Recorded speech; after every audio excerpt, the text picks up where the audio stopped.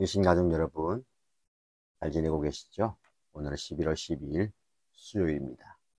에스라 8장 21절에서 36절 말씀을 묵상하겠습니다. 함께 에스라 8장 21절에서 36절 말씀 읽도록 하겠습니다. 그곳 아하와 강가에서 나는 모두에게 금식하라고 선언하였다. 우리는 하나님 앞에서 우리와 우리 자식들 모두가 재산을 가지고 안전하게 돌아갈 수 있도록 하나님이 보살펴 주기를 엎드려서 빌었다.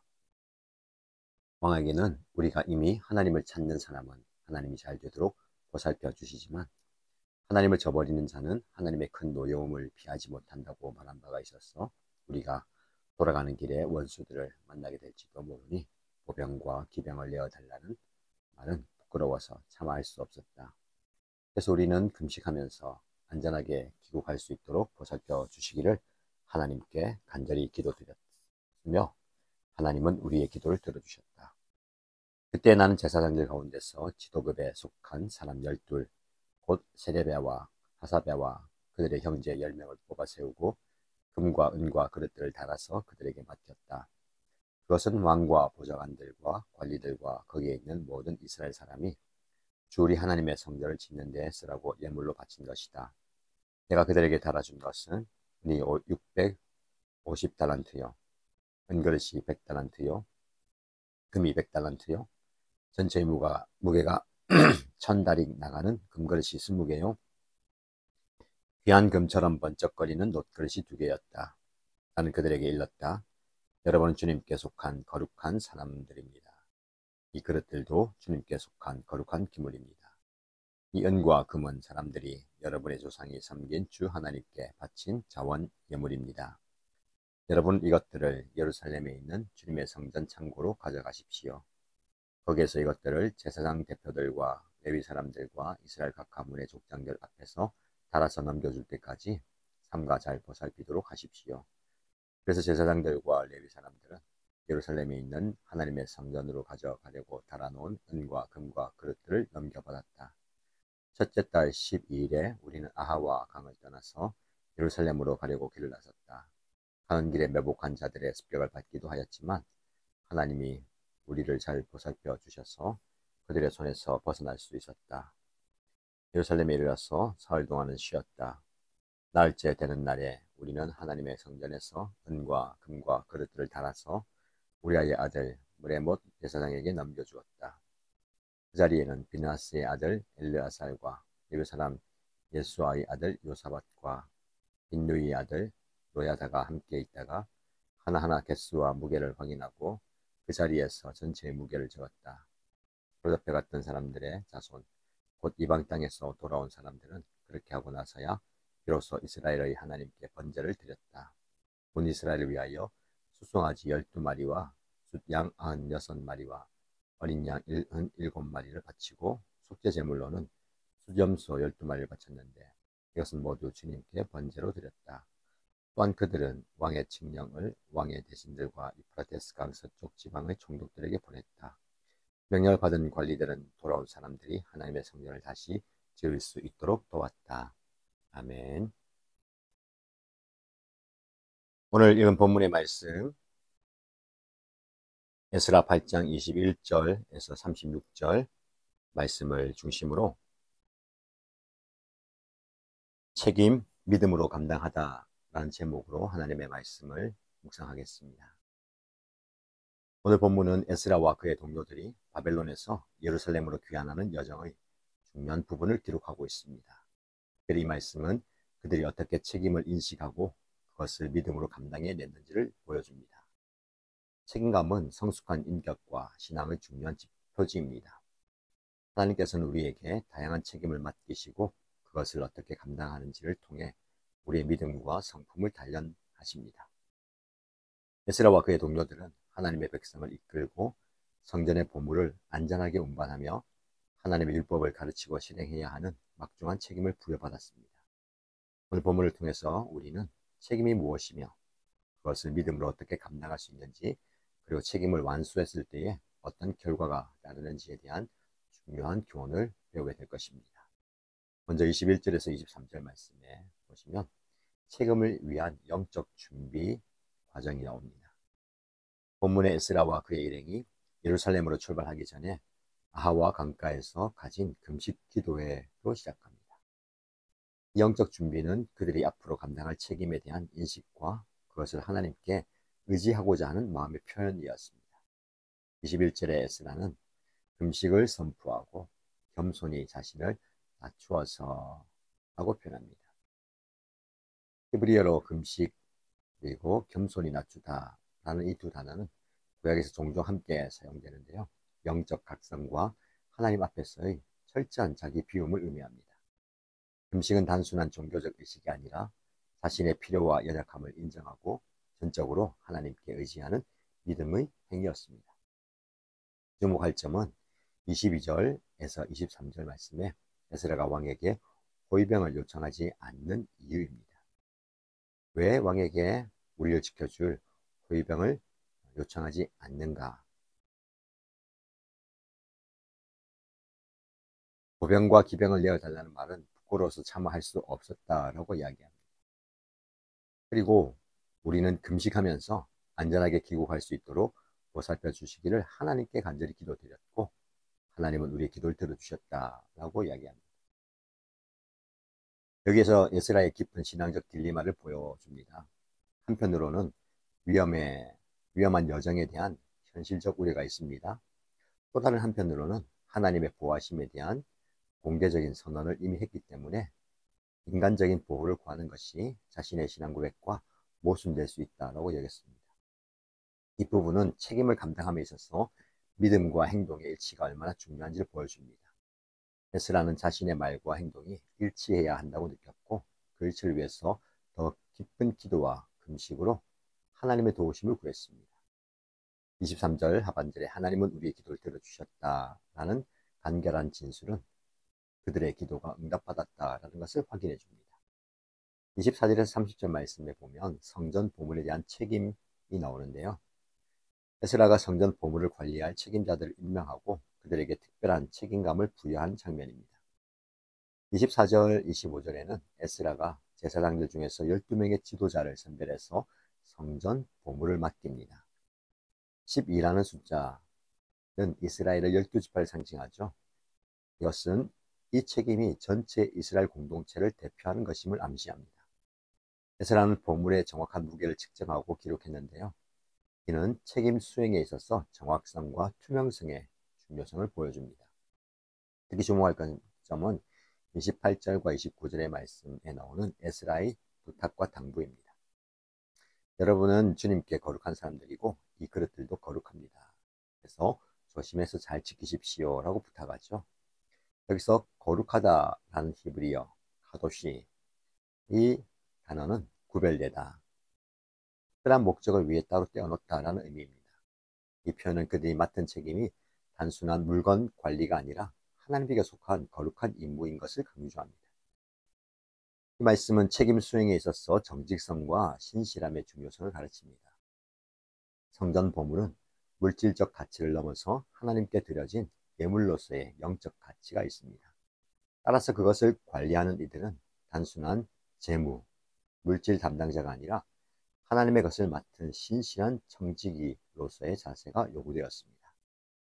31절에서 36절 말씀에 보면 여정과 책임의 완수 내용입니다. 에스라와 그의 일행이 어떻게 여정을 마치고 책임을 완수했는가를 보여주죠. 31절에서 32절 말씀을 보시면 그들의 여정이 하나님의 보호 아래서 안전하게 이루어졌음을 간결하게 서술합니다. 우리 하나님께서 우리를 잘 보살펴 주셔서 그들의 손에서 벗어날 수 있었다. 앞서 금식과 기도로 하나님께 구한 하나님의 보호하심이 실제로 임했음을 확인해 주는 부분입니다. 33절, 34절은 성전 보물이 예루살렘에 도착한 이후의 임계 과정을 상세히 기록합니다. 특별히 모든 것이 그 수와 그 무게대로 확인되었다라는 표현은 처음 출발할 때 정확히 측정했던 보물이 온전히 보존되었음을 확인하는 것이고요. 책임의 완전한 이행을 의미합니다. 35절 말씀에 귀한 자들이 온 이스라엘 위하여 번제를 드렸다라고 말씀합니다. 이 제사는 단순한 의식이 아니라 하나님의 인도하심과 보호하심에 대한 감사와 함께 전체 이스라엘 공동체를 위한 속죄와 헌신의 의미를 담고 있습니다. 특별히 수송아지 열둘이라는 표현은 다시 한번 12지파를 상징하고 이 예배가 분열된 이스라엘 전체를 대표하는 성격을 가짐을 잘 보여줍니다. 마지막으로 36절 말씀, 에스라 일행이 페르시아 왕의 칙령을 왕의 대신들과 유프라tes 강 서쪽 지역의 종족들에게 전하였다라고 기록합니다. 영적 책임뿐만 아니라 정치적, 행정적 책임까지도 충실하게 이행했다라는 것을 보여줍니다. 그 결과 돌아온 사람들이 하나님의 성전을 다시 지을 수 있도록 도왔다. 아주 긍정적인 결과로 이어지죠. 오늘 본문의 말씀을 통해서 우리가 얻게 되는 영적 교훈은 무엇입니까? 첫 번째, 책임을 감당하기 위한 영적 준비의 중요성입니다. 에스라와 그의 일행은 위험한 여정과 중요한 임무를 앞두고 먼저 금식과 기도로 하나님 앞에 자신들을 낮추었습니다. 이것은 그들이 자신들의 능력이나 지혜가 아니라 하나님의 도우심을 구했음을 잘 보여줍니다. 이런 영적 준비는 성경 전체에서 아주 중요한 주제입니다. 예수님도 공생애를 시작하기 전 40일 동안 금식과 기도로 준비하셨죠. 중요한 결정을 앞두고는 밤새 기도하셨습니다. 바울은 너희는 모든 것을 기도와 간구로 너희가 구하는 것을 감사함으로 하나님께 아뢰라. 그리하면 모든 지각에 뛰어난 하나님의 평강이 그리스도 예수 안에서 너희 마음과 생각을 지키시리라 라고 권면합니다. 영적 준비는 단순히 성공을 위한 방법이 아니라 우리의 책임이 궁극적으로 하나님의 것이고 우리는 그분의 뜻과 인도하심에 의존해야 된다라는 겸손한 인식에서 비롯됩니다. 에스라의 금식 기도는 그가 자신의 역할을 단순한 행정적 임무가 아니라 하나님 앞에서의 영적 소명으로 이해했음을 보여줍니다. 영적인 일에 매진한 저와 여러분들 금식하며 기도하며 하나님의 뜻을 구하겠습니다. 두 번째 영적 교훈은 책임 수행에 있어서 믿음과 행동의 일치가 중요하다라는 겁니다. 에스라는 왕에게 우리 하나님의 손길은 그를 찾는 모든 사람에게 복을 내리신다라고 말했기 때문에 이제 호위병을 요청하는 것이 자신의 신앙 고백과 모순될 수 있다고 생각했습니다. 야고보서 2장 말씀에는 행함이 없는 믿음은 그 자체가 죽은 것이다 라고 말하죠. 에스라의 사례는 이 원리의 실제적 적용입니다. 그의 결정은 단순한 종교적인 열정이 아니라 자신의 말과 행동이 일치해야 한다는 깊은 성찰에서 비롯됩니다. 이런 일치는 때로 우리를 취약하게 만들거나 더 큰 믿음의 도전으로 이끌 수 있습니다. 에스라는 호위병 없이 여행하는 위험을 감수해야 했습니다. 그러나 그는 이 취약한 연약함을 더 깊은 기도와 하나님께 대한 의존으로 채웠습니다. 결국 하나님이 우리의 간구를, 우리 기도를 들어주셨다라는 진술, 믿음과 행위의 일치를 통해서 하나님의 신실하심을 경험할 수가 있다라는 것을 보여줍니다. 여러분 무엇을 믿습니까? 믿는 대로 말하시고 믿는 대로 행하는 모습을 가지시기 바랍니다. 두 번째 영적 교훈은 책임 수행에 있어서 정직의식과 거룩함의 중요성입니다. 에스라는 성전 보물을 맡은 제사장들에게 여러분은 주님께 거룩한 사람들이고 이 그릇들도 거룩합니다 라고 상기시켰습니다. 그들이 다루는 물건의 물질적 가치를 넘어서서 그것이 하나님께 속한 것이라는 영적 인식을 강조한 것입니다. 베드로전서 4장 10절 말씀은 각각 은사를 받은 대로 하나님의 여러 가지 은혜를 맡은 선한 청지기 같이 서로 봉사하라라고 권면합니다. 이런 청지기 의식은 우리가 가진 모든 것, 재능이나 자원이나 시간이나 관계 등 이것이 궁극적으로 하나님으로부터 온 것이고 우리는 그것을 하나님의 뜻에 따라 관리해야 한다라는 의식입니다. 더불어 에스라가 강조한 거룩함은 단순한 의식적 순결이 아니라 하나님의 목적을 위해 구별됨을 의미합니다. 베드로전서 1장 말씀에 오직 너희를 부르신 거룩한 이처럼 너희도 모든 행실에 거룩한 자가 되라 라고 말씀하죠. 이는 우리의 모든 책임 수행이 일상적인 차원을 넘어서 하나님의 거룩한 목적을 위한 것이어야 한다는 것을 말씀합니다. 네 번째 영적 교훈은 책임의 공동체적 차원과 연대의 중요성입니다. 에스라는 12명의 제사장을 선별해서 성전 보물을 맡겼습니다. 귀환 후에는 온 이스라엘을 위해서 수송아지 12마리를 제물로 바쳤죠. 이 숫자는 이스라엘의 12지파를 상징하고 그들의 책임이 개인적 차원을 넘어서 전체 공동체를 대표하는 것임을 나타냅니다. 고린도전서 12장 말씀에 바울은 교회를 그리스도의 몸으로 비유하고 각 지체가 서로 연결되어 있고 서로를 필요로 한다라고 가르칩니다. 에스라의 사례는 이런 공동체의 연대적 실제를 보여줍니다. 그들은 개인적으로 책임을 맡았지만 그 책임은 궁극적으로 전체 공동체의 유익을 위한 것이었죠. 이런 공동체적 책임의식은 오늘날 개인주의가 강조되는 문화 속에서 특히 중요한 메시지입니다. 우리의 신앙과 책임은 단순히 개인적 영역에 국한되지 않고 우리가 속한 공동체와 아주 깊이 연결되어 있다는 것을 기억하시기 바랍니다. 마지막으로 하나님의 신실하심과 우리의 책임 사이의 역동적 관계를 잘 보여줍니다. 에스라와 그의 일행은 금식과 기도로 하나님의 보호를 구했고 하나님은 그들의 간구에 응답하셨습니다. 우리 하나님이 우리를 돌보아 주셔서 길에서 우리를 노리는 원수들과 강도들의 손에서 우리를 건져주셨다라는 진술은 하나님의 신실하심을 증언합니다. 동시에 에스라 일행은 자신들의 책임을 소홀히 하지 않았습니다. 그들은 보물을 정확히 측정하고 안전하게 운반하며 예루살렘에 도착한 후에도 정확하게 인계했습니다. 하나님의 주권적 역사와 인간의 책임 있는 행동은 대립되는 것이 아니라 함께 작용하는 것이다라는 것을 잘 보여줍니다. 이 균형은 오늘날 우리의 신앙생활에도 중요한 통찰을 줍니다. 우리는 전적으로 하나님의 은혜와 능력에 의지하면서도 동시에 우리에게 주어진 책임을 성실하게 수행해야 됩니다. 하나님의 신실하심은 우리의 책임을 대체하는 것이 아니라 오히려 그것을 가능하게 하고 의미 있게 만드는 토대입니다. 오늘 본문의 말씀은 책임을 믿음으로 감당하는 것에 대한 깊은 통찰을 제공하죠.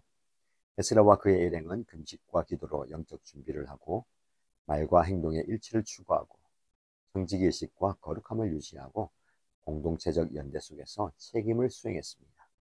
그 과정에서 그들은 하나님의 신실하심을 경험했고 궁극적으로 그들의 임무를 성공적으로 완수할 수 있었습니다. 오늘 이 말씀은 우리에게 책임이 단순한 의무나 부담이 아니라 하나님과의 관계 속에서 의미를 찾고 믿음으로 감당해야 할 영적 여정임을 가르쳐줍니다. 에스라의 예를 통해서 우리는 모든 책임 앞에서 먼저 하나님께 지혜와 인도하심을 구하고 우리의 신앙과 행동이 일치하도록 노력하며 모든 것을 하나님의 것으로 인식하는 청지기의식을 가지고 개인적 책임과 공동체적 연대의 균형을 유지하는 법을 배울 수 있습니다. 무엇보다 이 본문은 우리가 책임을 감당할 때에 혼자가 아닌 것을 상기시킵니다. 에스라와 그의 일행이 경험했듯이 하나님은 우리가 그분의 뜻을 따라 책임을 감당할 때에 신실하게 함께 하시고 인도하십니다. 우리는 하나님의 능력과 지혜를 의지하며 담대하게 우리의 책임을 믿음으로 감당할 수가 있습니다. 디모데후서 1장 7절 말씀에 하나님이 우리에게 주신 것은 두려워하는 마음이 아니요 오직 능력과 사랑과 절제하는 마음이니 라고 말씀합니다. 이 약속을 붙잡고 우리에게 맡겨진 모든 책임을 믿음으로 감당하는 성도들 되시길 소망합니다. 오늘 말씀을 통해서 책임 있는 그리스도인으로서 맡은 바 사명을 잘 감당하는 저와 여러분 되시기를 주님의 이름으로 축복합니다.